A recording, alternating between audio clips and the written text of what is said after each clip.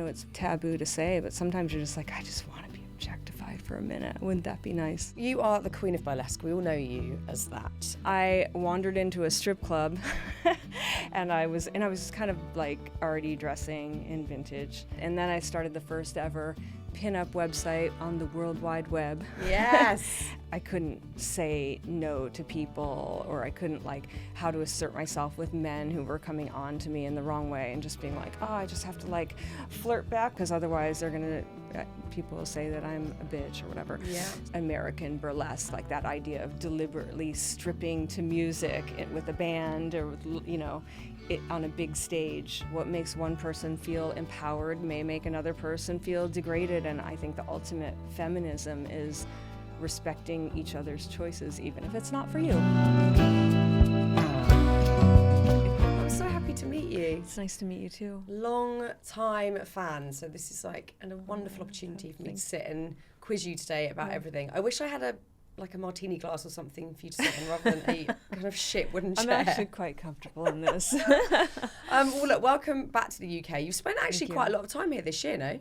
Yeah, well, I was here in January, yeah, looking at the space for our new theater.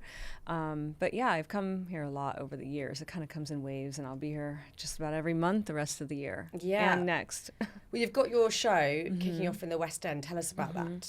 It's called Diamonds and Dust. It's a plot-driven spectacle in the West End, and it's really different than any other show that I have. I basically have 3 shows running simultaneously, and they're all very different. But this is about a historical figure named Kitty Leroy, who is a woman who lived in Deadwood City and had a really like fast and crazy life, and so it's about her life but told within, you know, the fantasy and spectacle of burlesque. And there's cirque, there's fire, there's stunts, there's, you know, a little bit of everything.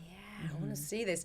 Do you feel like, I guess I love going to see live music and I love going to theatre and watching plays. I sort of don't do it as much as I should or want to, but I think because we live in such a digital world now, it feels like people want a live experience more than ever. They want to feel something and like see art, maybe. Like they need that more than ever. Yeah, I feel that. I feel that, you know, I have my Las Vegas show. My residency has been running for the past year and a half, and I feel like I'm fortunate that people are still coming out to shows despite what's happening in the world. It seems like people want a little bit of escapism and beauty and glamour and spectacle. Yeah, we need it. We need it. I think when you know, if it's like collective tough times or you're going through a tough time, having that, it's escapism, isn't it? Just completely switching off, even if it's for like a couple of hours and just letting your brain flatline and just like watching it and imbibing it is so important. Better than just scrolling. It's like, because God, you can't really escape anything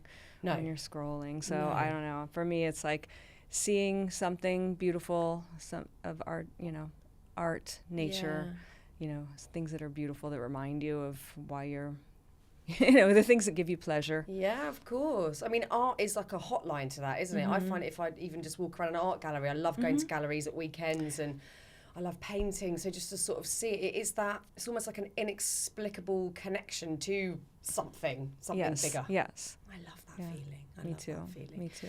So you are the queen of burlesque. We all know you as that. And you've really brought it to the forefront because there's obviously been periods throughout history where it's been really prominent and it's been a, you know, mainstream way of entertaining. But then there's been dips where it's kind of been wiped out and we haven't seen it as much. You've really championed it from day dot. And this is something that you were interested in from almost childhood. Yeah, almost. What would you say drew you to it? Because it's not the everyday that a young kid would be drawn to, whether it's that kind of old school glamour and the art of burlesque. What do you think captured your imagination initially? Well, I think the first thing is when I grew up in a very small town with 2,000 people in Michigan.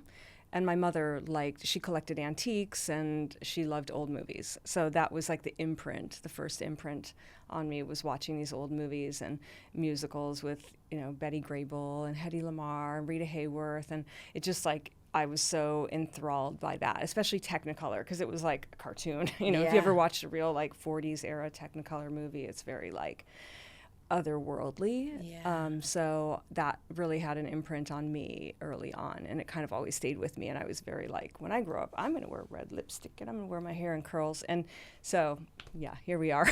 Yeah. Long time later. So that was the first thing. And then when I was a teenager, I worked in a lingerie store, and I got very interested in like the history of lingerie, like pinup era lingerie.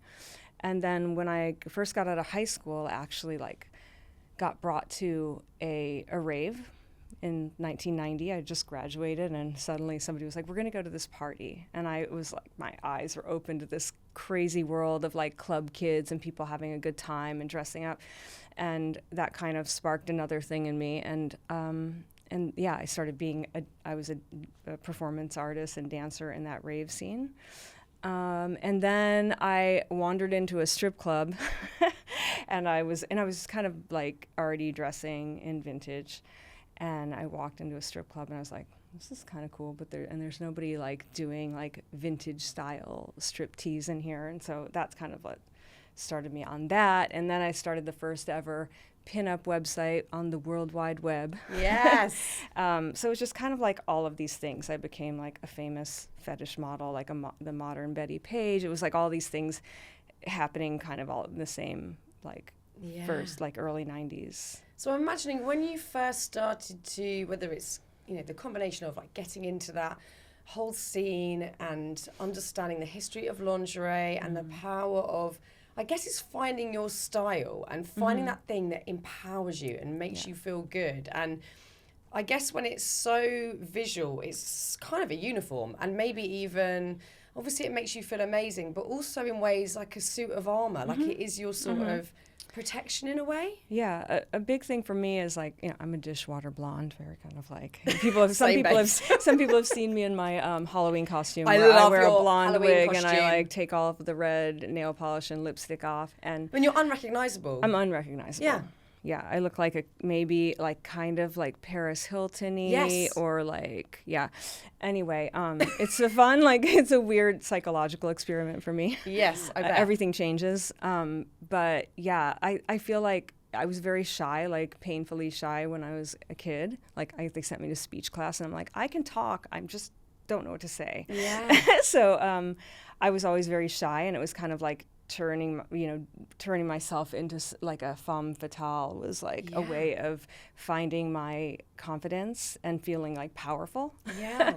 So it started off like as that, and I think of course it's evolved, and I have found my like voice in other ways. At growing older helps, you know, or being thrown into things where you're like, I'm gonna challenge myself, which when you're 19, it can be a little bit. It was harder for me. Yeah. It's not harder for everybody, but it was hard for me to find myself. Why do you think that was? Sort of looking back on childhood. Well, I look back. I guess I think about like, when I look at how things are now. I feel like I didn't have a lot of like role models, like female role models that could show me or tell me how I could say no or stand up for myself. You know, it was different. And it's like, I'm 52. It's like, it was just different. I feel very like, I could see like how I felt like I couldn't say no to people, or I couldn't like how to assert myself with men who were coming on to me in the wrong way, and just being like, oh, I just have to like flirt back with, like I have to be this way because otherwise they're going to, people will say that I'm a bitch or whatever. Yeah. So I think like I like seeing the way that women are getting like better messages about how to like have, control over their lives. Like, it's interesting. It just feels interesting to live. And I was listening to Cher's autobiography. It's so good. Oh, I need to read this. Oh, yeah. It's so great, especially like her reading it. Yeah. It's interesting, like her path and like how different it was for her when she was coming up, and how she was treated by like men in power positions. It's really interesting to hear that. So I think about that a lot. Like my generation, I think about like her generation, and excited for like younger generations who have access to more information. Yeah, I feel the same. I think, me and my friends talk about this all the time. And again, a lot of our listeners who are sort of, predominantly women who are in that era of life going, oh my God, nobody taught me how to advocate for myself or say no or set a boundary. And many of us have ended up kind of people pleasing and then feeling fucking miserable or resentful. And I think you're so right, whether it was in a familial sense or just looking culturally at the landscape at that time, nobody was really telling us how to do it, and you have to be the good girl and make sure that you act in a certain way so you don't piss anyone off. Yeah, and even now, like in co-directing this show, it's like I still catch myself feeling like a bitch, like when I say I don't like that or this isn't right, and like when I have to correct something in it, I don't know how other people feel, but it makes me feel like people are like rolling their eyes or saying like, this bitch, But I have very like specific things that I want, and I think like, oh, I bet I probably, maybe a lot of it is how I feel because that imprint is on me. Yeah, I think it does feel, I know, men and women will feel like this, but I think so many women feel like that, especially in the work arena. They can't assert themselves and say, I don't like it done that way, or, can we ditch that altogether? I feel like it all the time, deeply uncomfortable, because we have this inherent thing, we want to be liked and we don't want people bitching about us or whatever. But I think you're so right, it's often like we're the ones projecting that. It and may or may not be. It may or may not be. I don't know. I know it's so hard. Do you think you are just getting better at that through experience and giving it a go? Yeah, I don't know how you feel, but I feel like with every decade I get a little bit more assertive or a little caring less, like even when I look back at myself as a performer in her like 20s or 30s, and I think about like there were things I was more worried about like what my body looked like then than I do now, like it's crazy, like, more regimented, like, oh, I can only eat this. And that was like another thing what people would put on me, like, but not so, and I don't feel that way anymore. But I feel like a lot of it is, I don't know. I have a lot of like elderly lady friends. I like being friends with the ladies who are 80, 90, and 100 years old. Yeah. And I love talking to them. And you do get the feeling like, oh, with actually like real aging, there's something that there's an evolution.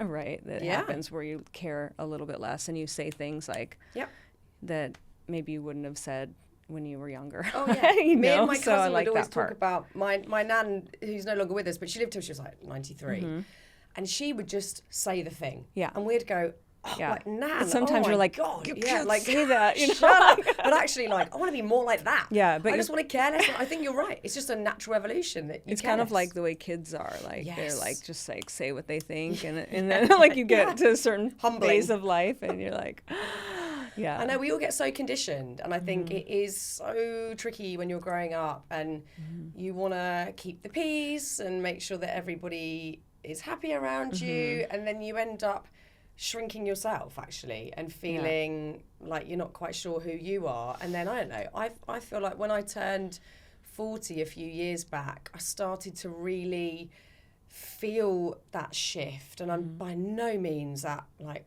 where my nan was, but I want to get even bolder in saying how I feel, and never with meanness or to cause anyone harm, but to be honest, about being honest, I guess, isn't it? Just saying the thing you need to say. Yeah. And I think actually the cost of not doing that is too great. And maybe you learn that the hard way. I certainly did. Do you feel like that? Yeah. I think, in all types of relationships mostly too. I think of like friend relationships, romantic relationships. It's like that's the only way. That's the only way to be, really. Yeah, it is. And sometimes you will piss people off or lose people, but it's probably still better than suppressing what you're really thinking and feeling. For sure.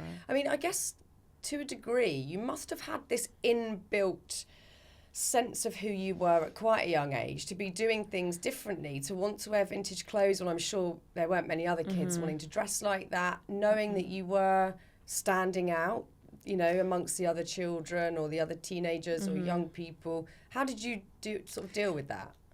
I don't know. I mean, I feel like, I don't know, I kind of just did what I want. I think more about like when I was a teenager and I started really like dressing in vintage and performing burlesque shows and all that kind of stuff. And I guess I always just felt like this is like my world, and I'm going to always try to remember that like people are not always going to like what you do or understand, you know, and I'm kind of, I mean, if people still occasionally ask me why I'm dressed like this or where I'm going or what I'm doing, what, you know, Go nowhere. what's the Just look occasion? I'm like, fabulous. oh, it's living is the occasion. Try it, you know.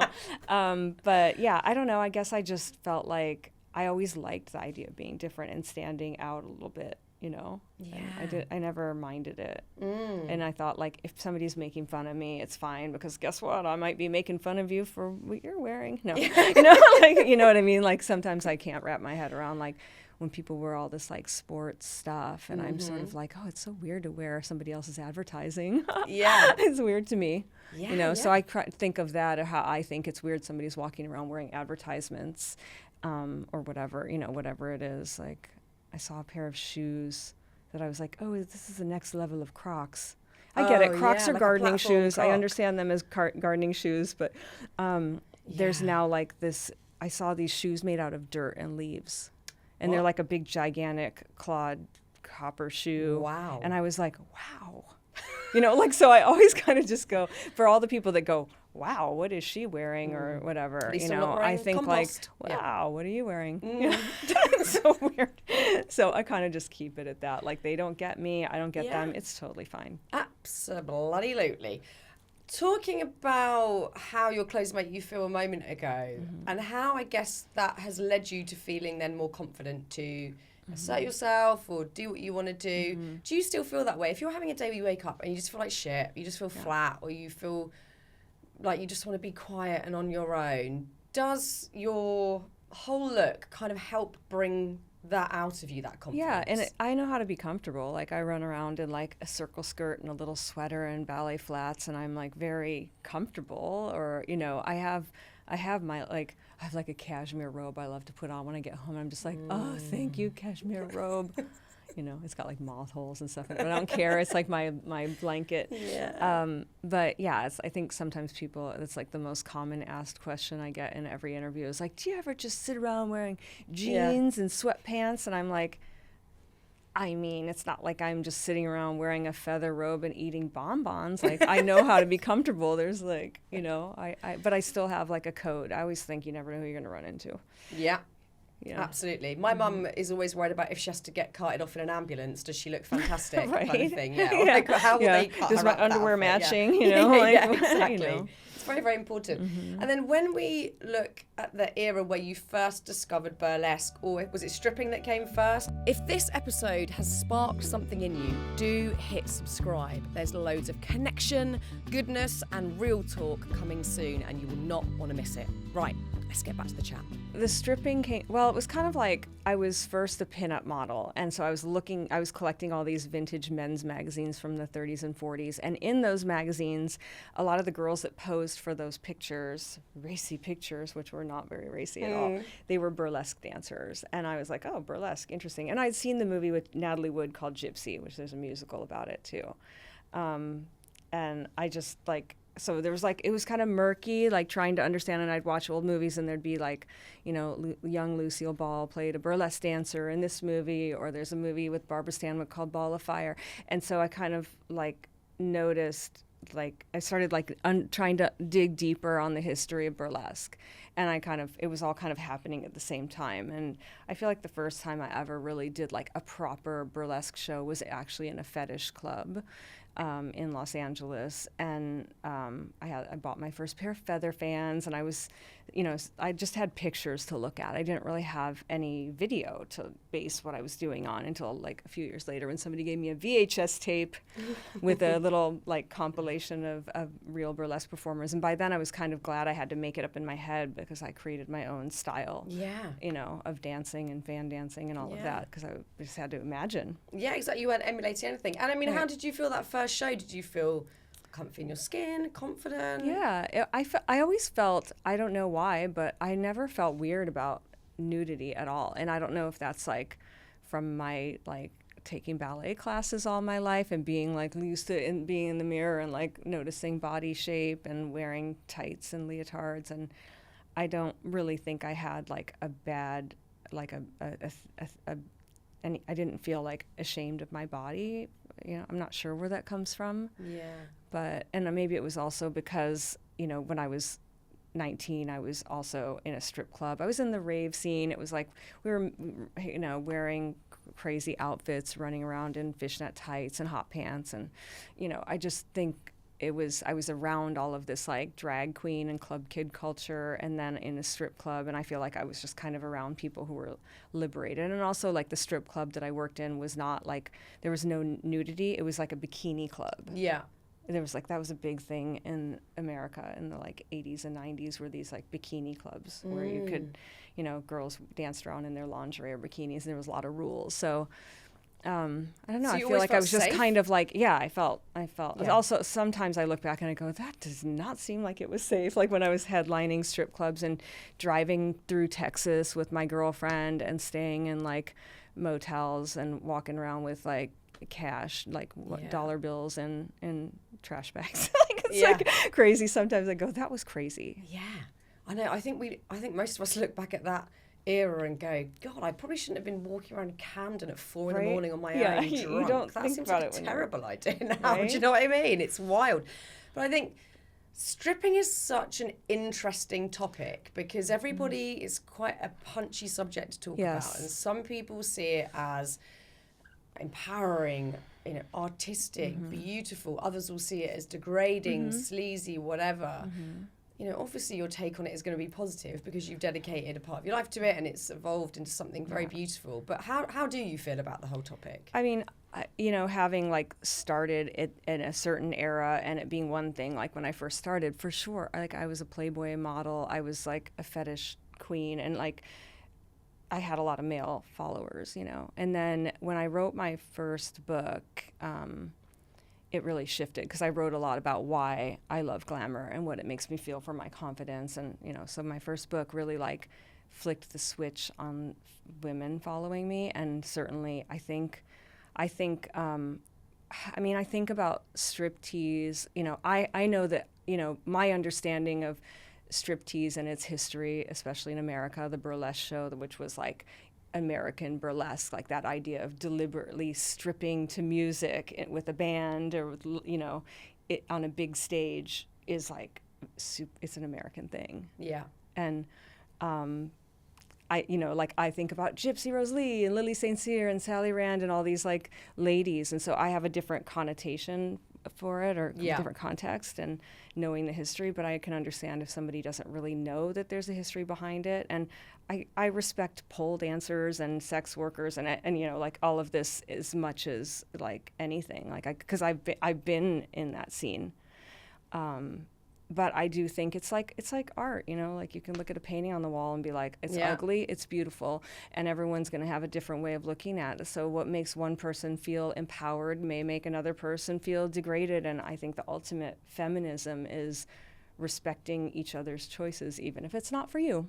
And also, like, I've listened to people talk about what I do, and it's like, if you haven't been to the show, sit down and shut up, because like it's 85% female in the audience, and the dudes that are in the audience, they're either gay or they're like, what am I at? They're there with their wife, was like, she wanted tickets, you know, I don't understand why she wants to, you know, why does she want to come to a show like this? And then I have a stack of letters from men who are like, listen, I didn't know what this was. And we got there and the curtains opened, and for some reason my girlfriend is just like tearing up about like this space you've created that feels like, you know, I've always had a cast of diverse performers and just as many men in the show as women.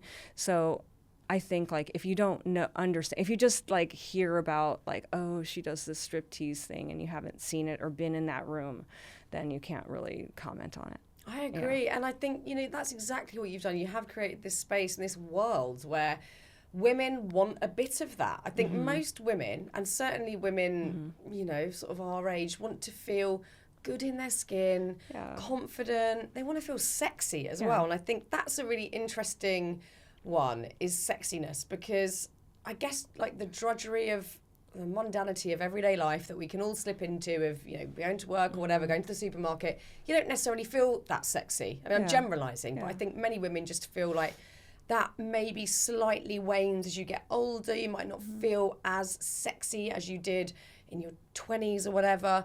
It's or you feel more sexy, but now you don't. Now you know how to handle your sexuality than when you were young.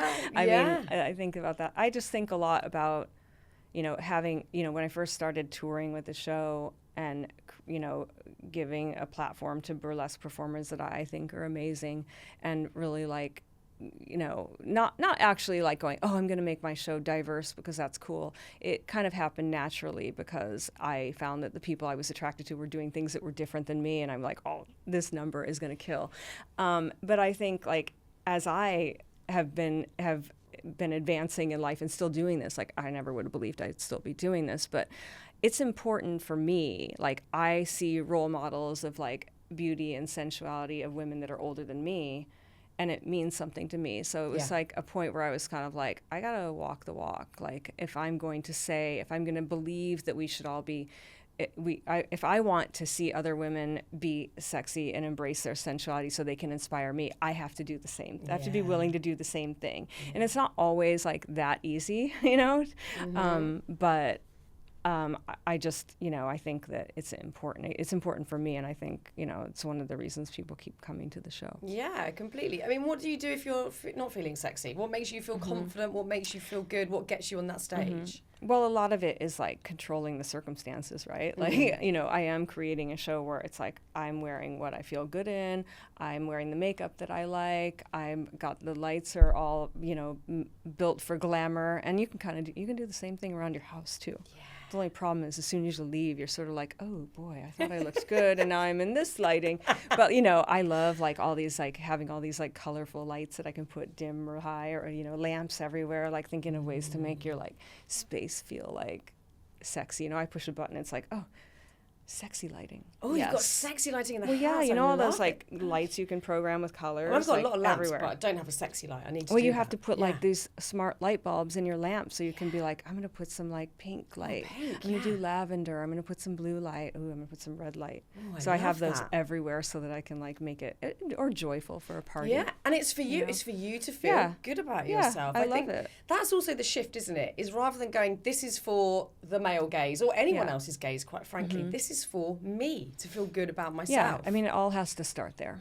Like it did for me. There. It's like certainly did for me, because when I was like, in my 20s trying to figure it out, I certainly could have like pandered, and there was definitely points where I was trying to, audition for be in Playboy magazine. They're like, you do not look like a Playboy girl, and I was like, so that's why you should have me there, know? And it was very like, I'm just going to stick with what I am. I always thought there was a value in being a little bit different. So, and I think it's easy to forget that.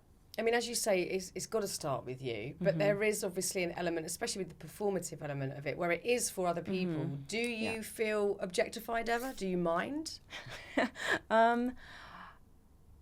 Interestingly, like the times I feel objectified are never to do with being on stage or doing what I do. It's always like other weird things like in life that you're just like, oh God, that's so weird to like have somebody asking me that question, or like, like things that you're like, I don't know. I'm trying to think of an example right now, or like, sometimes like maybe somebody will recognize me, for instance, and they're like, ask for a picture, and I'll pose for their picture. And then somebody else will be like, they don't know who I am. They just are like, why do those people want a picture? And they'll be like very like aggressive and like, I want one too. And you're just like, oh, that's where you feel objectified, where people like put their hands on you, or like, I need this too, or can you do this? Can you? And they start like, they get anything like that. I feel like kind of objectified. But you also get, I don't know. I know it's really like taboo to say, but sometimes you're just like, I just want to be objectified for a minute. Wouldn't that be nice? Yeah, and how refreshing to say that. Yeah, right? Like of course we want to be attractive to other people. I want to be sexualized and objectified sometimes. Yeah. But I think that's so and I do actually,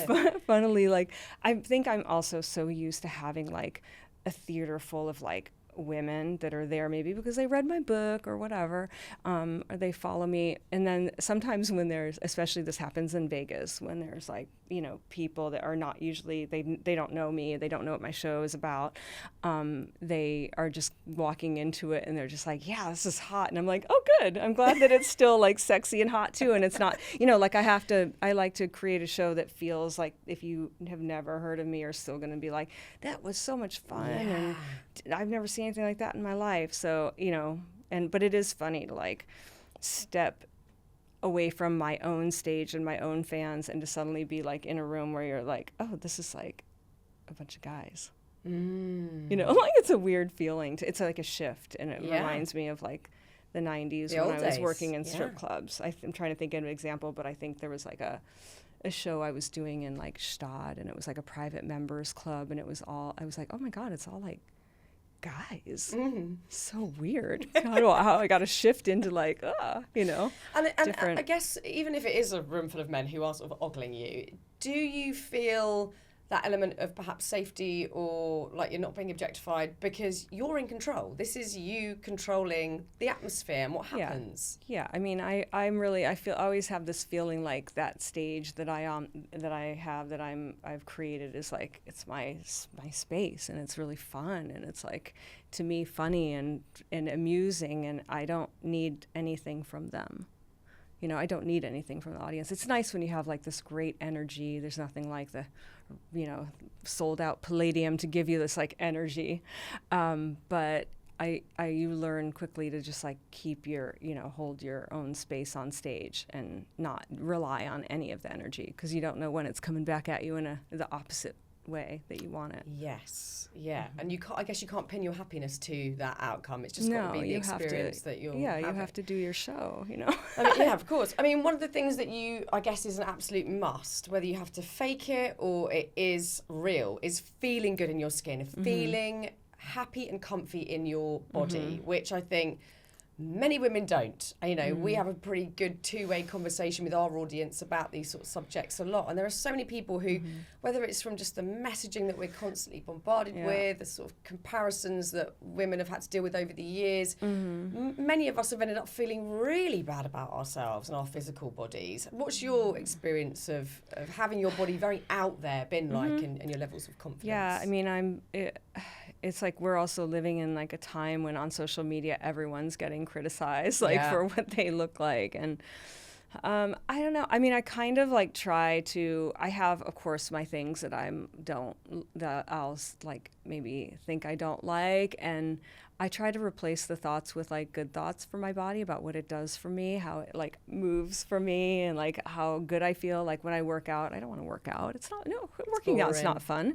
But I get like, wow, I am so lucky I get to do this. There's people that would love to know what it feels like to do this, you know, how lucky I am that I get to have the time, or that my body moves. What does my body do for me? So I try to like change the conversation in my head, because I think like, I always just think like, we have this little like computer up there that's doing all these things and saying all these things, and it's like, I try really hard to change what it says. Yeah, I mean, that is easier said than done sometimes. I mean, I definitely had periods, sort of probably more in my 20s, where I felt so uncomfortable in my skin. And, you know, like you say, we've got social media now, but back then the press here was so awful, and they would like put a picture of you in a magazine and circle it, like a circle of shame. People probably still are doing it. I just do not engage with it, but it's still happening.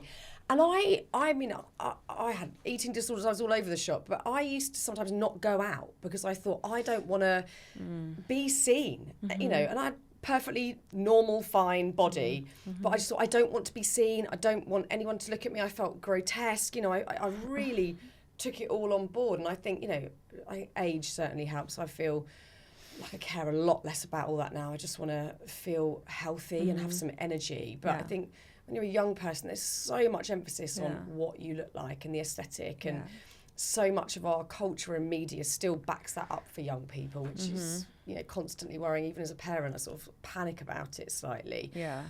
How do you navigate that, or how did you navigate that, sort of knowing you've got all eyes on you and sort of keeping yourself intact mentally? It's so much to get through. Well, I feel like I'm lucky that in my 20s, it was before I was known and nobody was following me around with cameras or, that kind of thing. So I feel very lucky in my 20s. When I look back on it, I was like, I was just liberated. I was just living. I was like, that. But then in my 30s, when I became like more known and people started following me to try to get me looking bad or doing all the things that you're saying I'm too fat, I'm too thin, I'm too this or too that, or like saying I'm old when I was like 38. I was like, wow, it's so weird. It's a weird thing to navigate. But I don't know. I mean, I think like what I love now is like I think back on like an interview where somebody might have said that, oh, you're 35, you're getting old. What are you going to do when you're too old for this? Now I get very excited about like, let's go. Say something shitty to me right now. I fucking dare you. Sorry.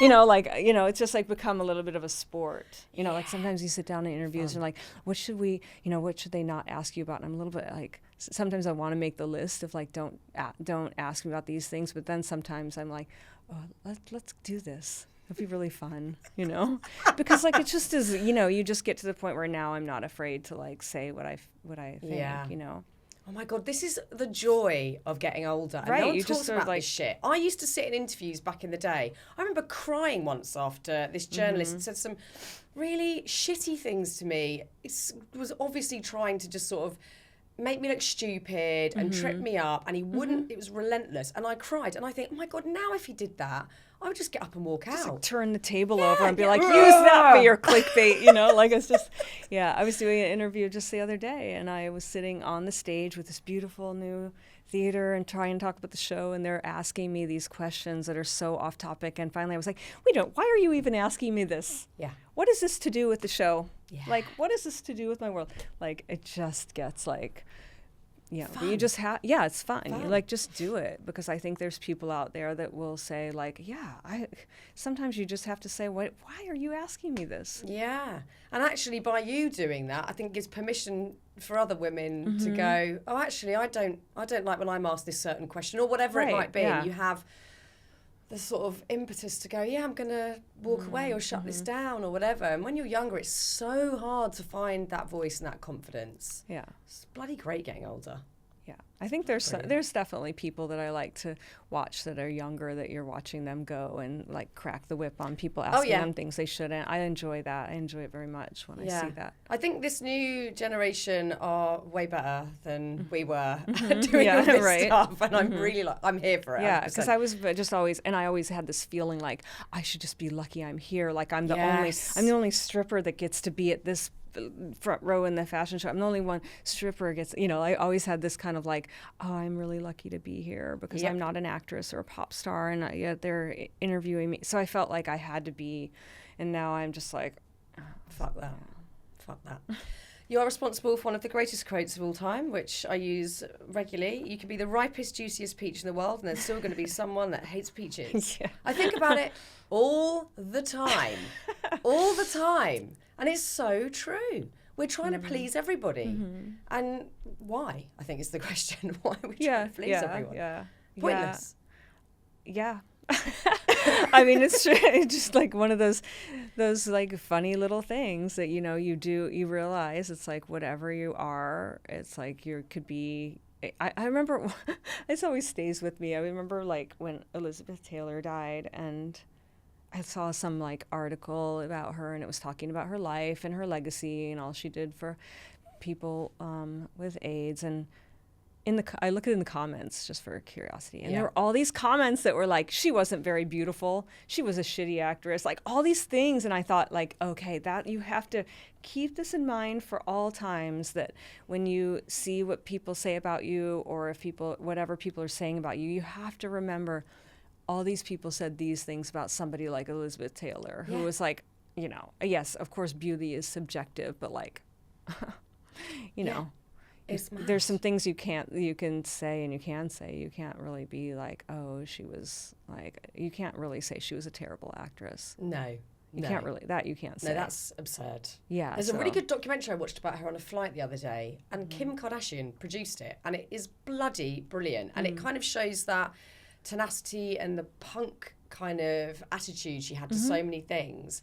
Right, she was brilliant. It would only be great comments from me. She was the best. Yeah, she was amazing. There are a lot of great ladies like that, but There really were. And she was something. You know, people, I think it's so hard to not take criticism personally. Because we know it's not. Like, I'm pretty sure those people that wrote in those comments saying she wasn't a good actress or she wasn't very beautiful, which she undoubtedly was, were having a shit day or are going through something really shitty and they just need to vent. And it's that. Yeah, right.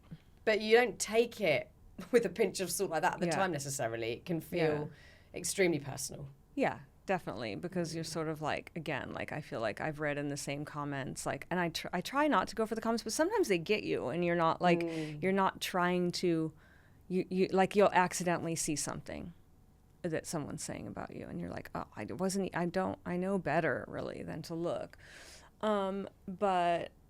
You know, you maybe read like something nice, like I saw your show and I loved it and la la, and then right underneath it, you're like, oh wait, no, I didn't want to look that. It's a little bit like, no, I want to read. I think it's nice when somebody says what it meant to them.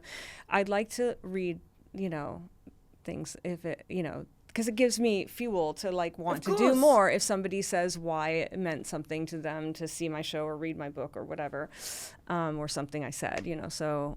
Yeah, it kind of just hits you in the face and you go, oh God, like I saw something recently accidentally too where they were like, oh, she's had so many fillers and work done. I'm like, I've never had any fillers.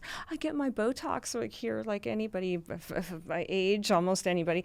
And I was just like, do I look like, oh, I have a fat face that looks like it's full of fillers? And I was just like, oh my God, like, do I need to like thin my face out? Like, I don't know. I always kind of liked my like baby fat face. Like perfect. It's just like a funny thing where I thought like, oh, for fuck's sake, it's like really like a crazy thing to judge people like that. But these would be thoughts in someone's head 20 years ago that wouldn't appear anywhere. There would be a thought in someone's head that would then dissipate 4 seconds later and they'd probably never think that thought again. But because they're written in black and white and you see them, it feels so much more real and meaningful, and it is all kind of completely meaningless. They're just passing thoughts. I know, and it's like if you could just, and I also always think like you gotta let some shit like roll off like water off a duck's back, right? You do. But it's hard to do, so hard. You know, because some things like sneak in and they get in there, you know, like it's just, you know, like I'm sitting there going, I need to get work done to make it look like I don't have work done. Yeah. I mean, you definitely don't, but I hear you. Like, I know this shit and how it works. It's horrible. Yeah. It's the pits. Right. Another great quote. I'm just going to do all your best quotes.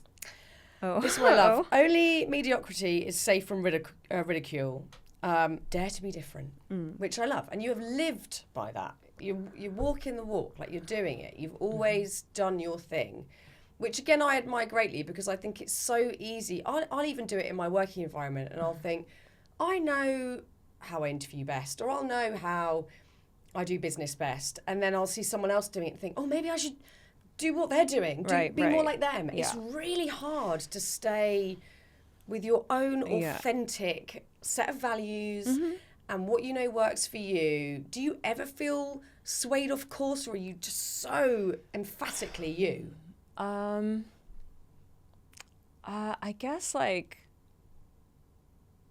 okay, well, I'm just thinking in terms of like my work a lot of times with that, and having made 2 different shows in the last 2 years, like there's times where I have to like sometimes step back and I'll hear people's ideas out and I might be like, I know, it's kind of stupid. But then I'll also let it play out and see like if it works, you know, like I'll let things like be like, well, let's just see if it works. And then if it does, I'm like, let's keep it. It's great. Yeah. Like, and I'll try to like figure out how I accept that I'm not always like right, or like there's going to be things like in my show, especially like things that maybe like I wouldn't do, or like I don't necessarily think is that funny, but then people like laugh till they cry and I'm like, keep it, you know. Like, so I feel like I have to like, you know, every once in a while remove myself from the equation and be like, I'm not, you know, I might not be the customer for this. So yeah, like the things like that. But like with me, I guess I just, I always kind of want to take the road less traveled and like try to, like, I was trying to explain, oftentimes I find myself explaining like that I don't you know, like maybe in the show they're like, oh, we need to use like something that's like of like the moment in culture, and I go and I say, actually I kind of like when I think about like I'm not a character, but like I go, oh, you know, here's the thing about Dita Von Teese. Dita Von Teese exists in a world where she doesn't pay attention to what the hit songs are on the radio. Yeah. Because I don't. And I like to think outside of it. Does that make sense? Like I get like, oh, I don't want anyone to ever think that I'm like watching and listening to things in mainstream culture. I want to look outside of it and bring like new things to the table. Does that make sense? Like just like if somebody's like, we need to do a song everybody knows, and I'm like, well, or not. Or not. We could try something different, you know. So I don't know. I think it's that. Like I'm trying to think of an example, but yeah, there were things in my Vegas show that I was like, no. We don't need like a trap song in the middle of this burlesque. Right. Totally. There is some techno in there. Yeah. No, I get it, and I also like the fact that you're authentically, vehemently you, but open to, like, we don't always know what's best for us in life even, you know, we think we do, and actually it's probably quite a good universal lesson for us to all go, I know how I like things and what I want things to look like and how I want them to play out, but actually a curveball will come in and then you're like, I didn't know I was going to get anything out of this, and you have to be open-minded amidst that knowing yourself, I guess. Yeah, definitely. Dita, where would you say your happy place is? I think I have my happy place changes a lot depending on what I'm doing in life. Like right now, I'm doing 2 shows simultaneously and traveling between Vegas and LA where I live and being here. And I'd say like a lot of times my happy place, I would say it's on the stage, but it's not always. It's on the stage when it's like everything is magic and perfect and you're like, everything falls into place. There's no mistake. It's like when it feels perfect and the energy is right, it's like, whoa, that is something that I know one day I'm going to be like, God, if I could just have that feeling one more time. Yeah. And then my other happy place is just like at home in my, you know, bed surrounded by my animals, you know, just like, this is where I want to be right now. Yeah. So it's very much like that, those 2 things, especially right now, because I am doing so many shows and I don't have any like, well, I could make social time, but the reality is that I just want to like, I want to rest. I want to like just zone out, and I want to like when I'm home, I just really want to be home. Like I keep turning down red carpet things and all this stuff because I'm like, oh God, is it bad? I just want to stay home with my stay home and make my own food, wash my own dishes, and like lay in bed with my cats. Literally nothing better, especially cats. Like, you're talking my language. Cats really, are my thing. No, I prefer them to humans. Crazy cat person.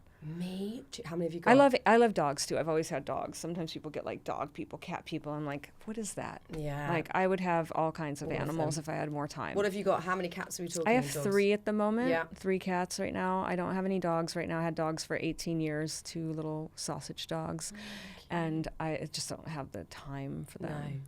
No, but I will one day. Yeah, cats are great because they just do their own thing. Cats are totally like easy and fun, and they don't care if you've been away. They're just like, oh, you're back, cool. Yeah, where's my food? Yeah, I love them. Laying in bed with cats, that is probably one of my happy places too. Okay, good. Got 2, I was like, I'm going to come to this like really important podcast and I'm going to say like, let's just like cats, you know, because it's just like that's really important. The purring, like I love to lay there, like, you know, one here, maybe one here, or one like between my knees, and it's just like the purring will put me like right to sleep. I think it's just like a meditation. It's like a cellular thing. Like purring does something.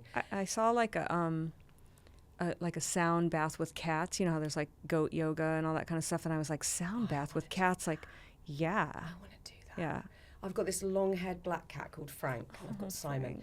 Frank, you can pick him up like a baby, and every morning before I've even like opened both my eyes, I pick up Frank and I rock him like a baby, and he purrs, and I'm like, I just want to do this all day. Yeah. It's like the best bit of my day. Oh, I mean, I have like the cat sling, the cat need to get stroller. Yeah. Oh, stroller. You take it out. I have. Well, I don't listen. Like my partner got the cat stroller and takes the cat because we have one cat that has cancer, and so we're like Make-A-Wish Foundation for cats right now, and she loves to go outside in the cat stroller. So like that's like what I spend most of my time doing when I'm home is like whatever she wants. Let's go outside and lay on the sun for a little while. Let's go in the stroller because it like perks her up and gets her excited. Poor baby. So yeah, I know it's so, I can't believe now we're talking about like cat strollers, but no, but you know, I didn't have kids, you know, I have my animals, and Cats it's are just the like, greatest. They're the best invention, quite frankly, cats. right? You know, Best one invention. time I had one cat that I had to, that had FIP, which is like a deadly cat virus, right? And there's a cure now for this disease, but it's at the time, 5 years ago, it was very difficult to get the medication, and like a long process and expensive. And it was probably like a $22,000 cat at that point. And I remember like sitting there petting it, and suddenly I was like looking at the details, and I'm like, you know what? In an alternate universe, this is how much they cost, is like $22,000, because this is like incredibly designed. It purrs. It's like plush and it's beautiful. It's like I have this, can you imagine? I have this tiny little panther, you know, like, anybody can get a full-size panther, whatever, but I've got a little one that I can pick up that can't kill me. So like, I just started thinking like in the alternate universe, it's like that a cat would be like this precious thing that you have, and it would be worth it is worth every penny. Without a doubt, that alternative universe is my house. Like, that is what I'm living and experiencing daily. Yeah, and that's how it should be. That's how it should be. Amen. A perfect note to finish on, cats. Dita, thank you so much. Good luck with the very much. Western run of your show, and hopefully see you soon. Thank you.